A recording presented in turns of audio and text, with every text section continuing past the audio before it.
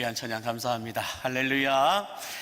우리 인생의 막막함을 막강함으로 바꾸어 주시는 하나님의 은혜가 오늘 주일 3부에 나와 예배하는 여러분 모두에게 충만하게 부어지게 되기를 주의 이름으로 간절히 축복합니다. 우리 옆에 있는 분에게 이렇게 인사해 주시기 바랍니다. 막막함은 막강함으로 바뀔 겁니다 라고 인사해 주세요.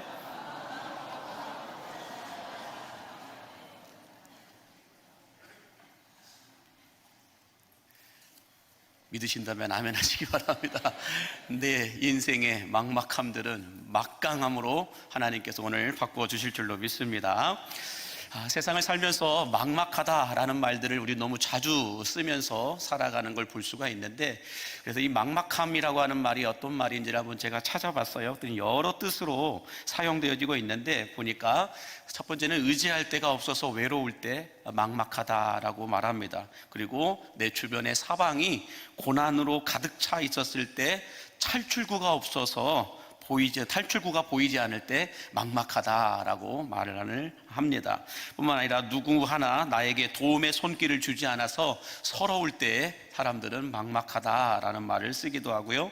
또 나를 위로하고 나를 건져내어 줄 자가 없어서 모든 걸 포기하고 내려놓고 싶은 상태에 이르렀을 때 사람들은 막막하다라고 하는 말을 쓴 것을 볼 수가 있습니다. 어찌 보면 오늘 본문에 등장하는 모세가 이 막막함에 빠져 있다라고 말해도 틀리지 않을 건데요. 그 이유는 무엇이냐면 이스라엘 백성들을 애굽에서 출애굽시키라는 하나님의 말씀을 듣고 애굽으로 들어가서 바로 왕을 설득시키는 것도 정말 힘들었는데, 이것보다도 더 힘들었던 것은 430년 동안 이 애굽 땅에서 살고 있었던 이스라엘 백성들을 설득해서 어디로 가야 할지도 모르는 이 광야로 이끌고 나아가야 할 때 이 이스라엘 백성들을 설득시키는 것이 모세에게는 더 힘들었다라고 말하고 있는 겁니다. 자, 그런데 하나님의 은혜로 이렇게 어렵게 출애굽하여서 홍해 앞까지는 왔지만, 홍해 앞까지 왔는데 더 이상 갈 곳이 없는 겁니다. 다시 말해서 앞에는 홍해가 가로막고 있고 뒤로는 애국 군대가 쫓아오고 있는 이 진퇴양난에 빠져버린 이 상황에서 모세에게 찾아오는 것이라곤 막막함밖에 없었다라는 것입니다. 여러분들도 인생을 살면서 이런 막막함에 빠질 때가 한두 번이 아니셨을 것입니다.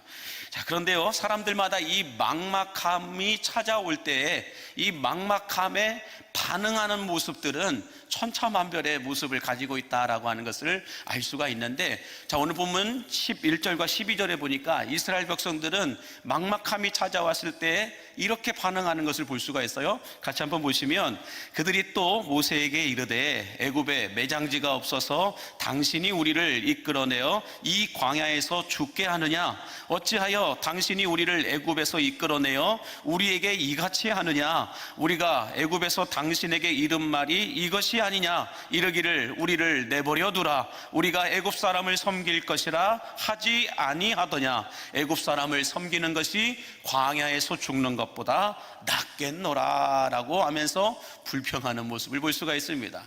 자, 그래서 제가 이 막막함이 찾아올 때 막막한 인생에 반응하는 사람들의 이 모습을 한번 찾아봤는데, 이렇게 몇 가지로 나눌 수 있더라고요. 첫 번째는 운명론자들은 막막함을 그대로 받아들인다는 거예요. 내 팔자가 그러려니 하고, 그냥 내 팔자가 그러려니 이렇게 50년을 60년을 70년을 살았어, 저 인간하고.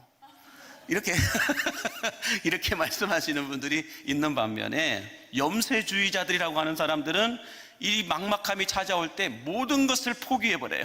모든 것을 자포자기하면서 깊은 패배감과 우울감 가운데 빠져서 자기 생명까지 내려놓으려고 하는 사람들, 이런 사람들을 염세주의자들이다라고 말합니다. 그런데 분노주의자들은 어떠냐? 막막함이 찾아오게 되면 범죄를 저지릅니다. 더 공격적으로 반응합니다. 그래서 자기가 잘못했는데도 더 공격적으로 반응하는 것을 보게 되는데, 지금 이스라엘 백성들이 이런 상황에 놓였다라는 거예요. 자, 그러면 이렇게 운명론자들, 염세주의자들, 분노주의자들은 이렇게 막막함에 반응한다고 치고, 그렇다면 예수 그리스도를 구주로 믿는 우리 크리스천들은 이 막막함 앞에 어떻게 반응을 해야 될까요? 다시 말해서 예고 없이 찾아오는 이 인생의 막막함을 우리가 이겨내기 위해서는 어떻게 해야 하느냐는 거예요. 오늘 본문의 모세의 이야기가 우리에게 그 답을 말해주고 있음을 믿으시기 바랍니다.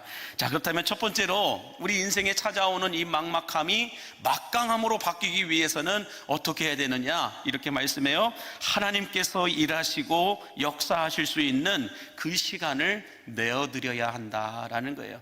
내가 다 해버리는 것이 아니고, 내가 먼저 움직이는 것이 아니라 하나님께서 일하시고 역사하실 수 있는 그 시간을 내어드려야 한다라고 말씀하는데, 오늘 본문 13절과 14절을 다시 한번 더 보시면 이렇게 말씀합니다. 모세가 백성에게 이르되 너희는 두려워하지 말고 가만히 서서 여호와께서 오늘 너희를 위하여 행하시는 구원을 보라. 너희가 오늘 본 애굽 사람을 영원히 다시 보지 아니하리라. 여호와께서 너희를 위하여 싸우시리니 너희는 가만히 있을지니라 라고 말합니다. 이 막막함 앞에 놓여있는 이스라엘 백성들을 향하여 모세가 뭐라고 말합니까? 여호와께서 오늘 너희를 위하여 행하시는 구원을 보라. 여호와께서 너희를 위하여 싸우실 것이다. 여호와께서 너희를 위하여 행하시는 구원, 여호와께서 너희를 위하여 싸우시는 그것을 보라 라고 말해요. 행하시고 싸우시는 것, 하나님의 시간이라는 거예요. 하나님이 일을 행하시는 시간이라는 거예요. 하나님이 역사를 베푸시는 시간이라는 거예요. 여호와께서 행하시는 그 구원, 여호와께서 싸우시는 그 싸움, 이것을 너희는 가만히 서서 보라라는 것입니다. 다시 말해서 하나님이 우리를 위하여 일하시고 역사하시는 시간이 있다라는 거예요. 하나님께서 일을 행하시고 그것을 지어 성취하시는 시간이 있다라는 거예요. 그 시간을 무시해버리고 우리가 다 해버리면 막막함만 찾아올 뿐 막강함은 찾아오지 않는다라는 거예요. 그러나 하나님께서 행하실 그 시간에 우리가 그 시간을 내어드리면 하나님은 우리 인생에 찾아오는 막막함을 막강하게 바꾸어 주심을 믿으시기 바랍니다. 그러므로 여러분, 우리에게 찾아오는 이 문제와 우리가 싸우려고 하면 막막함만 더해집니다. 더 엉키고 꼬이고 어디서부터 실타래를 풀어야 될지 알 수 없을 정도로 망가져버려요. 그러나 하나님이 나를 위하여, 내가 가지고 있는 그 문제를 위하여 일하시고 행하실, 역사하실 그 시간을 내어드리기만 하면 내가 상상할 수 없었던 방법과 방식으로 하나님은 문제의 실타래들을 풀어 놓아 주심을 믿으시기 바랍니다.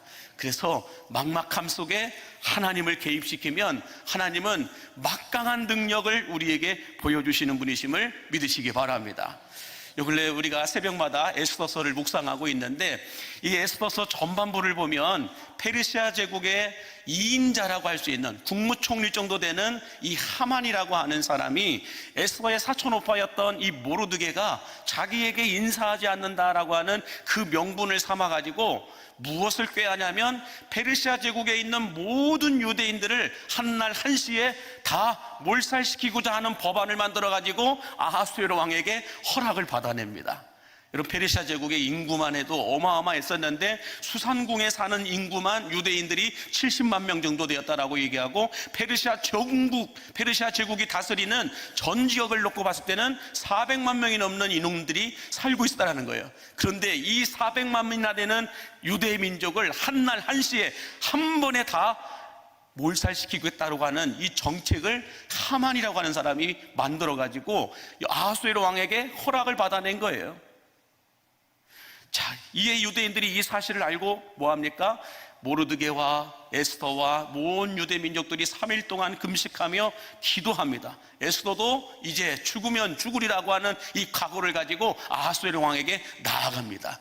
근데 페르시아 제국에 법안이 하나가 있었는데 무슨 법이었냐면, 왕이 부르지도 않았는데 왕 앞에 나아가게 되면 바로 처형을 당하는 그런 위험한 법이 있었다라는 거예요. 그럼에도 불구하고 에스더는 왕이 부르지도 않았는데 왕 앞으로 나아갑니다. 죽으면 죽으리라고 하는 이 각오를 가지고. 자, 이렇게 갔는데 하나님께서 아하수에로 왕의 마음을 어떻게 만져 놓으셨는지 모르겠지만은 에스더를 보자마자 너무 어여뻐 보이는 거예요. 그래가지고 이 에스더를 향하여 뭐라고 얘기합니까? 내가 나라의 절반이라도 줄 테니 너의 소원이 무엇이냐, 나를 찾아온 이유가 무엇이냐, 이것을 이야기하는 거예요. 그러자 에스더가 제가 잔치를 벌여놓을 테니 그때 하만과 같이 오십시오. 그러면 제가 말씀드리겠나이다 라고 해요. 그래서 그날 저녁에 아하수에로 왕이 하만하고 단둘이만 에스더가 베풀어 놓은 잔치에 참여합니다. 거기에서 아하수에로 왕이 쇠주, 가스, 하이트 막 이런 거 막 먹으면서 술이 알딸딸하게 찼어요. 그래가지고 이제 아하수에로 왕이 에스더에게 말합니다. 너의 소원이 무엇이냐, 나를 찾아온 진짜 이유가 무엇이냐, 내가 나라의 절반이라도 주겠다라고 얘기해요. 그러니까 에스더가 바로 대답하지 않고 왕이시여, 내가 내일 다시 한 번 더 이 잔치를 베풀 테니 그때 오시면 그때는 제가 말씀드리겠나이다 라고 하면서 잔치가 끝났습니다.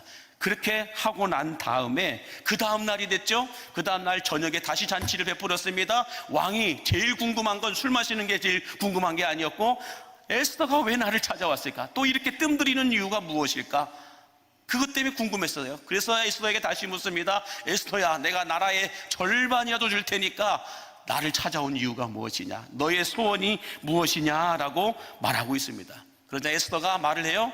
왕이시여, 나라의 절반까지 필요 없습니다. 제가 원하는 것은 누군가가 나와 내 민족을 뇌물을 받고 팔아넘겼고 내 민족을 죽고 도륙하고 진멸하고자 하오니 제 소원은 내 생명을 내게 주시고 내 민족을 내게 주옵소서. 왕의 나라 반절까지도 필요 없습니다. 나는 내 민족을 살리고 내가 살아남는 것, 이것이 제 소원입니다 라고 말해요. 이 말을 들은 아하수에로 왕이 불같이 분노하면서 이야기하는 겁니다. 누가 감히 겁도 없이 대페르시아 제국의 왕후를 뇌물을 받고 팔아넘길 수 있으며 왕후의 민족을 도륙하고 진멸할 수 있느냐, 이것은 나를 욕보이는 것이요, 나를 죽이고자 하는 역도들이다 라고 얘기를 해가지고 그 녀석을 잡아내거라. 누구냐 그 사람이 얘기하니까 에스더가 저 악한 하만이다 라고 얘기해요. 저 하만이 나를 뇌물받고 팔아넘겼고 내 민족도 도륙하고 진멸하려고 하였나이다 라고 말합니다. 그러자 이 하만이, 이 아하수에로 왕이 더 불같이 화를 내면서 저 녀석을 처형시켜라 라고 하는데, 어떻게 처형을 시켰냐면 이 하만이 모르드게를 잡아 죽이려고 높이 50규빗 되는 20m 정도 되는 나무를 미리 준비해 놨는데 거기에 매달아 죽이게 하였습니다. 자, 여러분, 하만이라고 하는 이 절대 권력 앞에서 이스라엘 유대 민족 400만 명이 막막함 가운데 빠져 있었어요. 어떻게 해야 될지를 알 수 없는 이 하만이라는 한 사람의 권력 앞에 400만이나 되는 유대 민족이 어찌할 줄 없어서 막막함 가운데 있었을 때에 여러분, 에스더가 어떻게 합니까? 죽으면 죽으리라는 각오를 가지고 먼저 왕에게 말하지 않고 하나님께 24시간을 내어드리는 것을 볼 수가 있습니다. 우리가 에스더서를 좀만 묵상해 보면 에스더서 5장은 첫 번째 잔치에서 있었던 일들을 이야기하고 있고, 에스더서 7장은 두 번째 잔치에서 있었던 일들을 이야기하고 있는데, 에스더 6장은 어떤 내용이 있느냐, 첫 번째 잔치와 두 번째 잔치 그 사이에 24시간 동안 어떤 일이 있었는가를 적어 놓은 말씀이 에스더 6장의 말씀입니다. 자, 그런데 이 에스더 6장에서 하나님이 어떤 일을 행하셨느냐, 아하수에로 왕의 마음을 다 만져놨어요. 또 하만을 어디 도망가지 못하게 꼼짝 못하도록 코너로 다 몰아놨어요. 그렇게 하면서 7장에서 이 사건이 벌어지고 하만이 나무에 매달아 죽게 되는 이런 결과가 나오게 됐다는 겁니다. 자, 여러분, 여기서 우리가 생각해 봐야 될 건 뭐냐면, 에스더가 이 어떤 막막함을 막강함으로 바꾸기 위해서 아무것도 안 한 것 같은데, 제일 중요하고 제일 결정적인 것을 했던 게 뭐예요? 24시간을 벌어서 24시간 동안 하나님께서 일하시고 역사하실 수 있는 시간을 내어 드렸다라는 거예요. 첫 번째 잔치 때 저 하만이라는 사람이 나를 이렇게 하려고 하였나이다라고 했으면 달라졌을 거예요, 아마 결과는. 아하수에로 왕이 모르고 있는 상황이었기 때문에. 그런데 아하수에로 왕의 마음을 에스더 6장에서 보면 이렇게 저렇게 이런 상황 저런 상황, 이런 퍼즐 저런 퍼즐들을 하나님이 다 맞춰가지고 에스더의 소원을 들어줄 수밖에 없는 상황으로 몰고 가셨어요. 하만 또한 이런 말 저런 핑계 저런 변명 아무리 돼도 빠져나갈 수 없는 상황과 코너로 몰고 가셨어요. 이렇게 하나님이 일을 행하시고 만들어 놓으셨다는 거예요. 그러면서 7장에서 에스더의 말 한마디에 하만이 결정적으로 매달라 죽게 되는 이 어떤 결과가 나오게 됐다는 거예요.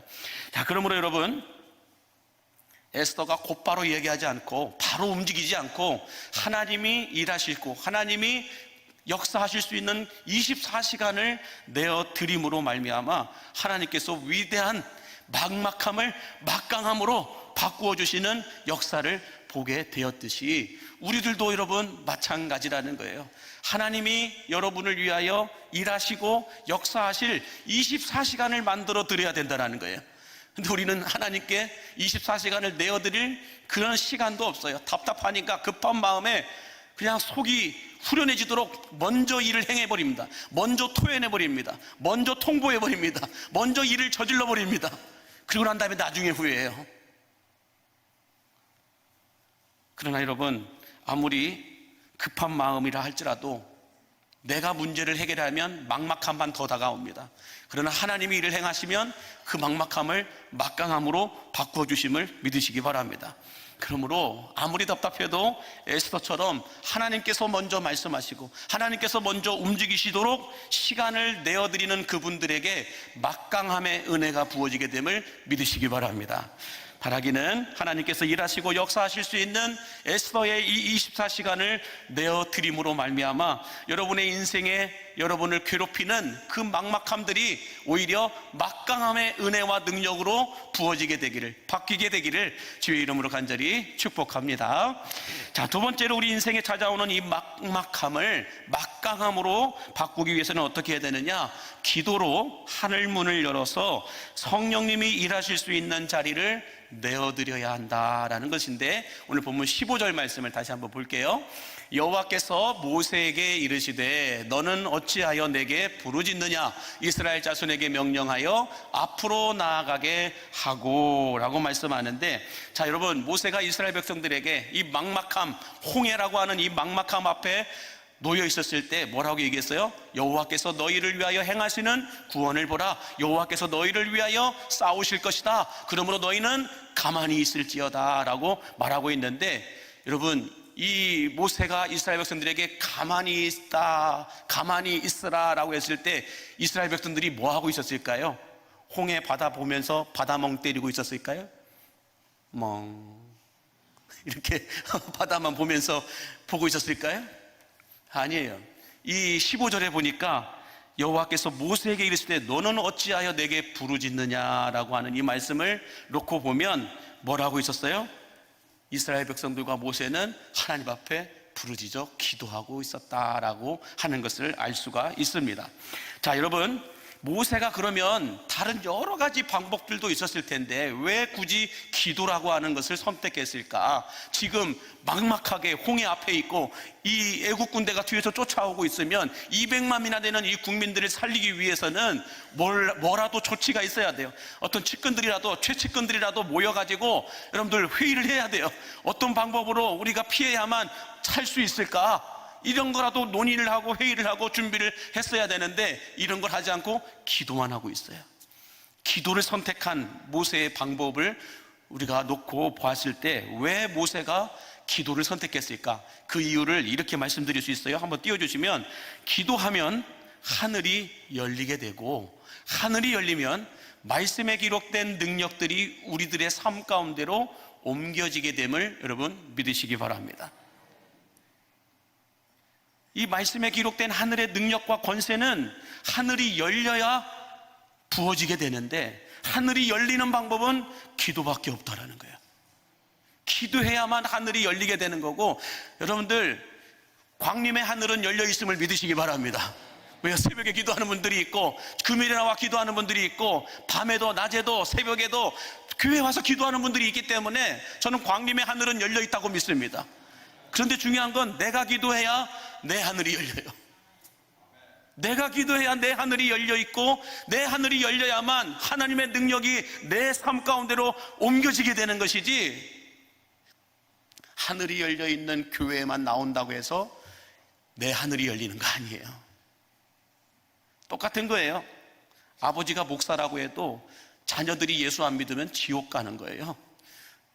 부모님들이 아무리 신앙생활 잘한다고 해도 내 자녀들이 예수 안 믿으면 지옥 가는 거예요. 대신 믿어주는 게 어디 있어요? 대신 드려주는 게 어디 있어요? 아내가 잘 드리니까, 남편이 열심히 믿으니까 내게 복이 오겠지? 아니라는 거예요. 그 복은 남편에게 가는 거고요, 내게 오늘 복은 내 하늘이 열려 있어야 돼요. 그래서 내가 기도해야 되는 거예요. 그래서 모세가 기도하자 하늘이 열리게 되면서 하늘의 능력이 이스라엘 백성들에게로 옮겨지게 되는 것을 볼 수가 있는데, 여러분 20세기 영성학자였던 A.W. 토저라고 하는 목사님이 이것이 성령님이다 라고 하는 책을 쓰셨어요. 그 책에서 이런 말을 남겨놓으셨는데 한번 보여주시면, 초대교회 때 성령께서 일하심을 멈추시면 초대교회는 90%가 멈춰지겠지만, 그러나 성령께서 현대교회에서 일하심을 멈추시면 단 10%만 멈춰지게 될 것이다 라고 말하고 있습니다. 다시 말해서 이 사도행전 초대교회 때 성령께서 역사하시는 것을 멈추시면 교회의 90%가 멈춰지게 되겠지만, 그런데 오늘날 현대교회에서 성령께서 일하심을 멈추시면 단 10%밖에 멈춰지는 것이 없을 것이라는 거예요. 그래서 여러분 잘 생각해 보시면, 초대교회 때 사도행전을 묵상해 보면 여러분들 어떤 일들이 쉽게 일어났어요? 병든 자가 일어나고, 질병들이 떠나가고, 죽은 자가 살아나는, 눈먼 자가 눈뜨게 되고, 귀벙어리가 듣게 되고, 말을 못하던 자들이 말하게 되고, 시력이 회복되고, 청력이 회복되고, 기력이 회복되고, 면역력이 회복되고, 모든 고장난 것들이 쉽게 고쳐지는 것을 사도행전에서는 볼 수 있어요. 왜요? 성령님이 90% 역사하셨기 때문에. 우리들도 마찬가지죠. 30년 전만 해도 여러분 교회 안에서 말씀에 기록되어져 있는 은혜와 축복과 능력들을 체험하고 경험하였다고 하는 이 간증하는 분들이 얼마나 많은지 몰라요. 참 쉽게 말씀하셨어요. 하나님이 나를 이렇게 고쳐주셨다고, 하나님이 나를 이렇게 만져주셨다고, 하나님께서는 우리 가정 안에 이런 일을 행하여 주셨다고, 우리 기업에 꼬여있던 것들을 하나님이 이렇게 풀어주셨다고 간증하는 분들이 상당히 많았어요. 근데 언제부터인가 한국교회 안에 이런 간증자들이 없어졌어요. 왜 그럴까요? A.W. 토저의 말씀처럼 성령께서 현대교회에서 일하시는 그 일하심의 자리가 10%밖에 되지 않는 거예요. 더 놀라운 것은, 안타까운 것은 그 10%도 명분 때문에, 체면 때문에 어쩔 수 없이 내어드리는 것이지 실제로 그렇게 살아가는 사람들이 많지 않다라는 거예요. 목사니까, 장로니까, 안수집사 권사니까 어쩔 수 없이 기도해야 되고, 어쩔 수 없이 나와야 되고, 어쩔 수 없이 뭘 해야 되고, 이런 명분상 체면상 어쩔 수 없이 하는 일에는 성령께서 역사할 일이 없어요. 여러분 90%가 아니라 10%만 된다 할지라도 성령께서 온전히 10%만 역사하셔도 교회는 뒤집어짐을 믿으시기 바랍니다. 우리 인생에도 성령님이 정말 온전하게 10%만 역사하셔도 우리 안에 고장난 모든 것들은 새롭게 회복되어질지를 믿으시기 바랍니다. 그래서 저는 성령께서 일하실 수 있도록 우리 교회가 목사가 목회하는 교회 말고요, 성령님이 목회하시는 교회가 되기를 원합니다. 성령님이 목회하시면 예배 때마다 날마다 뭔가 익사이팅한 일들이 일어나게 된다는 거예요. 흥미진진한 말씀의 능력과 기적이 나타난다는 거예요. 여러분 한번 상상을 해보세요. 매 주일 예배 때마다 예배 드리고 났더니 시력이 회복되어 버렸어요. 보이지 않던 눈이 떠져 버렸어요. 들리지 않던 귀가 들리게 됐어요. 내 몸에 있는 모든 기력들이 회복되는 것들을 느끼게 돼요. 무릎이 시큰시큰거려서 아팠던 것들이 계단 오르락내리락 뛰어다녀도 전혀 시큰거리지 않아요. 어깨가 올라가지 않았던 것들이 어깨가 올라가기 시작해요. 아멘. 나나시오. 여러분 우리 예배 때마다 이런 일들이 매주 일어난다고 한번 생각해 보세요. 예배 안 나오고 싶겠어요? 예배만 가면 내가 생각하지 못했던 문제들이 해결되고 해갈되는 거예요. 그런 일들이 매주 일어난다면 누가 교회 안 나오겠어요? 누가 핑계를 대겠어요? 모든 스케줄, 모든 핑계를 다른 데다 대고 예배에 나오는 거예요. 근데 왜 우리가 그러지 못할까요? 예배를 통하여 성령의 기름 부으심을 체험하지 못하고 있는 거예요. 성령님께서 일하실 수 있는 자리를 10%도 내어드리지 않고 있다는 거예요. 그래서 저는 목사가 목회하는 교회 말고, 장로님들이 목회하는 교회 말고, 안수집사 권사님들이 움직이는 교회 말고요, 성령님이 기름 부으심 가운데, 성령의 기름 부으심 가운데 움직이는 교회, 그 교회를 만들어 보자는 거예요. 그래도 마지막 때에 이런 교회 하나 정도는 있어야 된다고 한다면 나는 우리 광립교회가 그런 교회가 되기를 원한다는 거예요. 그래서 정말 말씀에 기록되어 있는 이 은혜와 축복과 능력들이 성도들의 삶 속에서, 성도들의 가정 안에서 체험되어지고 경험되어진 것들을 간증하고 찬송하여 이것이 나의 찬송이요, 이것이 나의 간증입니다라고 고백하고 찬양하는 이런 성도들이 많아져야 된다는 거예요. 그런 교회가 세상을 뒤집어요. 그런 교회가 이 마지막 때에 있어야 된다는 거예요. 그럼 10,000명이 모이면 뭐 할 거예요? 성령의 기름 부으심이 없는데. 그러나 10명만 모여도 성령의 기름 부으심이 있으면 그 교회는 세상을 뒤집을 줄로 믿습니다. 그러므로 여러분, 저는 우리 교회가 기도함으로 인하여 하늘이 열리게 하고, 하늘이 열림으로 말미암아 성령의 기름 부으심이 있는 예배, 성령의 기름 부으심이 있는 찬양, 성령의 기름 부으심이 있는 사역, 이것들이 우리 교회 안에서 이루어짐으로 인하여서 성령께서 행하시는 일들에 날마다 깜짝깜짝 놀라는 거예요. 그러면 여러분, 우리가 성령의 기름 부으심 속에서 성령의 터치하심 가운데서 살아간다면 세상 것들 이야기할 시간이 어디 있어요? 그렇지 않겠어요?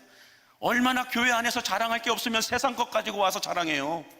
얼마나 교회 안에서 해야 될 어떤 사역들과 해야 될 이야기가 없으면 세상 일 가지고 와서 이야기하냐고요. 교회 안에서는 말씀에 기록되어 있는 하나님이 행하신 그 일들을 우리가 나누고 베풀고 체험하고 경험하고 나누는 이런 일 하기에도 바빠야 돼요. 아무런 성령이 행하시는 일이 없으니까 세상에 있는 정치인들 이야기나 하고 있고, 세상에 있는 드라마 얘기하고 있고, 세상에 있는 어떤 불필요한 이야기들만 교회 안에서 가득한 거예요. 저는 다른 교회가 이렇게 한다 저렇게 한다 여기까지는 제가 말씀드릴 수 없어요. 저는 우리 교회만이라도 교회 안에서 뭘 얘기해야 돼요? 한 주간 동안 하나님이 내게 이런 은혜를 베풀어 주신 거에 감사하는 예배를 드리고, 그거에 감사하는 찬송을 드리고, 그거에 감사하는 어떤 섬김과 나눔과 베품이 있는 거예요. 하나님이 내게 베풀어 주신 그 은혜에 감사하여 봉사할 수 있는 거고, 그 은혜가 감사하여 헌신할 수 있는 거죠. 아무나 헌신하고 봉사하는 거 아니에요, 여러분. 하나님이 베풀어 주신 은혜가 있기 때문에 그 은혜가 감사하여 주체할 수 없어서 헌신하고 봉사하고 섬기는 거지, 다른 이유 때문에 하면 멀리 못 가고 금방 번아웃 돼버려요. 하나님의 은혜 없이, 말씀의 능력 없이 여러분들 직분 감당해 보세요. 1년 반 되면 금방 내려놓겠다고 얘기하죠. 연말만 되면 내년은 못하겠습니다. 내년에는 못하겠습니다. 물론 형편과 이유가 있겠죠. 그러나 그럼에도 불구하고 성령이 우리에게 주시는 은혜의 기름 부으심은, 축복의 기름 부으심은, 능력의 기름 부으심은 우리를 멈추지 않게 함을 믿으시기 바랍니다. 끝까지 전진해 나가게 하는 거예요. 주님 부르시는 그날까지 표대를 향하여서 의의 면류관, 생명의 면류관이 기다리고 있으니 나는 멈출 수 없다라는 거예요. 가는 거. 저는 그래서 우리 교회가 기도로 하늘의 문이 열려 있고, 기도로 하늘의 문이 열려 있음으로 말미암아 닫혀있는 사람들처럼 막막한 홍해만 바라보면서 불평하고 원망하는 이런 교회 말고요, 그냥 애굽에 있게 내버려 두지, 매장지가 없어갖고 그냥 애굽 사람을 섬기면 그래도 고기라도 나오는데 여기에서 지금 뭐하고 있는 것이냐, 이런 불평처럼 원망, 이런 것들만 나누고 대화하는 그런 교회 말고요, 기도함으로 하늘이 열리니까 성령이 임하시고 남들은 보지 못하는 홍해 한가운데 하나님이 내시는 그 길이 보이는 거예요. 그 길이 보이면서 여러분, 그 길이 보이는 사람들은 어떻게 했을까요? 홍해 바라보면서 가만히 있을 수가 없는 거예요. 그게 막강함이에요. 보이지 않으면 막막한데 보이면 막강해지는 거예요. 저는 하나님 앞에 먼저 엎드려 기도하여서 여러분의 하늘이 열리고 성령의 기름 부으심으로 말미암아 우리 인생에 찾아오는, 여러분 인생에 찾아오는 이 막막함을 하나님의 능력으로 막강하게 바뀌어지는 이 축복, 이 어노인팅, 기름 부으심의 축복이 여러분의 축복이 되기를 주의 이름으로 간절히 축원합니다. 기도하겠습니다. 만복의 근원 되신 하나님, 우리 인생을 무기력하게 만드는 막막함의 영들이 더 이상 우리 삶에서 우리를 괴롭히지 않도록 하나님의 막강함의 능력을 쏟아부어 주시옵소서. 무엇보다 막강함이 될 수 있도록 하나님께서 일하시고 역사하실 수 있는 그 24시간의 시간을 내어드리게 하여 주시옵시고, 기도로 하늘 내 문을 열고 성령의 기름 부으심 가운데서 성령님이 일하실 수 있는 자리를 내어드림으로 말미암아 막막함들이 막강함으로 바뀌는 역사를 체험하고 경험하여 이것이 나의 간증이고 이것이 나의 찬송입니다라고 고백하는 우리 광림의 성도들 되게 하여 주옵소서. 예수님의 이름으로 축복하며 기도하옵나이다. 아멘.